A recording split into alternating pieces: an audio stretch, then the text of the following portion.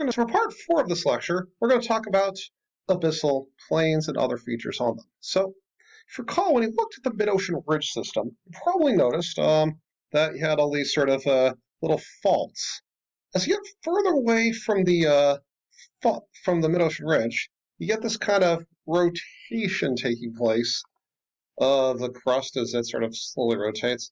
And these start to morph themselves into abyssal hills. Abyssal hills, these are about 500 to 1,000 meters tall or so, and they're actually one of the most common landforms on Earth. The only reason we do not see more of them is that most of us have not been on the bottom of the ocean. So, the other reason we don't see more of them is that generally as you get further away from the mid-ocean ridge, you're getting onto older and older crust, and so there's more and more sediment covering up these various features.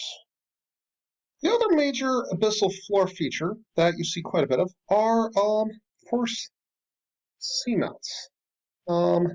Exactly what creates these, most textbooks will tell you right now that they are all hotspots. You talk to someone who actually studies these, they'll tell you other things. But I want to take a quick look at this seamount chain. This is French Polynesia, aka Tahiti. And so we're first going to start with the youngest member of this island chain. This is the island of Mahitia. Unfortunately, we don't have any really good photos of this because it's an uninhabited island, and so all the photos have been scrubbed off Google Earth because they're trying to keep people off this. It's a very young island.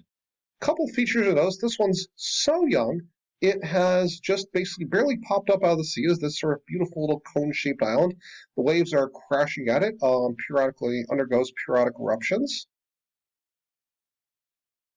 Now we're going to head over to Tahiti, the main island of Tahiti. I want to take a look at it. Of course, this one's had a lot more time to form. Already, you notice a couple important differences of this landform. First thing you see is this beautiful sort of ring of reefs around the island. So what's happening is the coral is basically growing on the rock and surrounding the island and actually making its own sort of limestone that'll form the basis for further growth. And so we call these reefs very close to the island. We call them frigging reefs. And no, I did not just swear at you.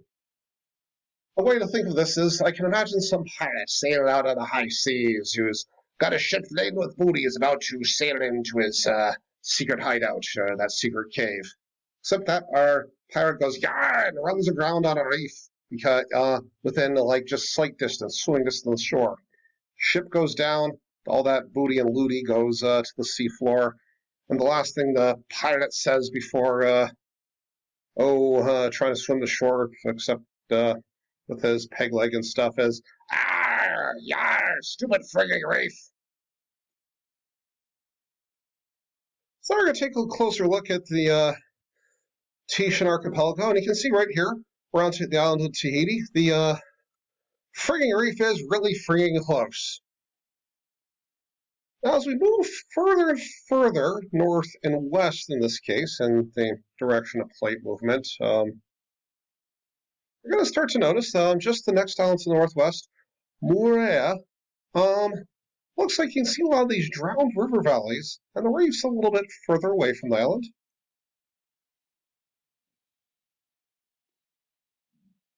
A little further to the north and east, you see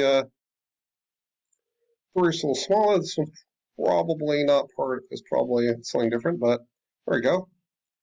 Raiatea and Tahana. You can see the islands are getting smaller, the river valleys are getting more drowned, and the reefs are getting further from the island. So you're starting to see here is the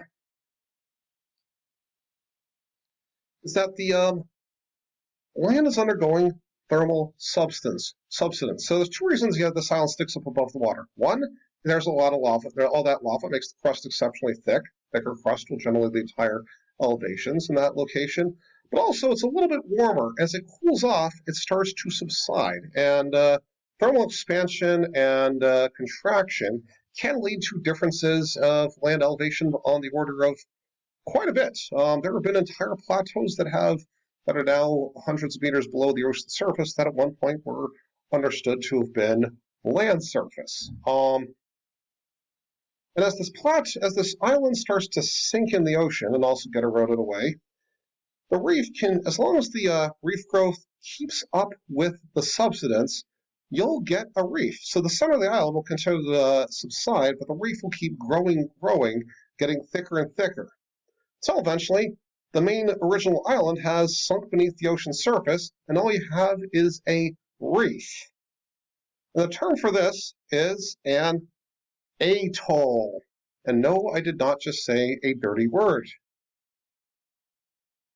Let's see if we can find some. So as we keep going up, you can see the islands are getting smaller and smaller. And then suddenly, this one is barely there.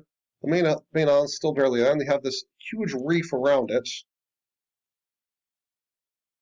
Then finally, you get to these fellows out here that are just little ring-shaped reefs of coral and sand called atolls. Somewhere beneath the surface, there's still a seamount, but it is not there anymore. Over time, these seamounts will continue to sink lower and lower, and you'll see less and less of them. And then, oh, what happened here? We lost our seamounts. Yep, seamount chain. But yeah, you'll see this on pattern repeat itself, except not here because this is about to go into a trench. So to understand further processes in the ocean, we're now going to transition in our next lecture to sediments of the seafloor.